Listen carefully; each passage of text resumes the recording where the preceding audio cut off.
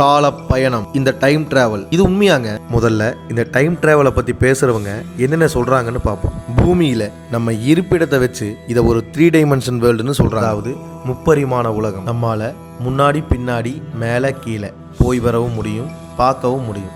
இதை 3 டைமென்ஷன், அதாவது முப்பரிமாண உலகம்னு சொல்றாங்க. இங்க 4th டைமென்ஷன் சொல்லப்படுறதான் இந்த காலம். இந்த 4th டைமென்ஷன்ல நிகழ்காலம்ங்கிற ஒரு கேஜ்ல தான் நம்ம மாட்டிக்கிட்டு இருக்கோம். இந்த நிகழ்காலத்தில் இருக்கிற நம்மளால பாஸ்ட்ல என்ன நடந்ததுன்னு வரலாற்றுல போய் பார்க்கவும் முடியாது, ஃபியூச்சர்ல என்ன நடக்க போகுதுன்னு தெரியாது. ஆனா இதையெல்லாம் நம்மளால பண்ண முடிஞ்சா எப்படி இருக்கும்? இங்கு காலம் என்பதே ஒரு கற்பனை. முதல்ல காலம்ங்கிறது ஒரு மனிதனுடைய மனநிலையை பொறுத்து மாறக்கூடியது. இப்போ 2 பேர் இருக்காங்க, 2 பேருக்குமே 1 மணி நேரம் கொடுக்குறோம். முதல் அவருக்கு பிடிச்ச பாடல்கள் கேட்டுட்டும் மொபைலில் ரீல்ஸ் பார்த்துட்டும் இருக்கலாம். இன்னொருத்தர் இந்த மொபைல், டிவி இது எதுவும் இல்லாமல் ஒரு இடத்துல உட்காந்து தனியாக இருக்கணும். இதில் இந்த ரீல்ஸ் பார்த்துட்டு இருந்தவருக்கு டைம் ரொம்ப சீக்கிரமாகவே போயிருக்கும். டிவி ஃபோன்லாம் இல்லாமல் ஒரு இடத்துலையே இருந்தவருக்கு இந்த 1 ஹவருங்கிறதே ரொம்ப நேரம் போன மாதிரி இருக்கு. இந்த மாறுபட்ட உணர்தலுக்கு காரணம் இவங்களோட மனநிலை. இந்த 2 பேருக்குமே, ஏன் நம்ம எல்லாருக்குமே இந்த டைம்ங்கிறது எப்படி கிடைக்குதுன்னா, இந்த அண்ட வெளியில் இருக்கிற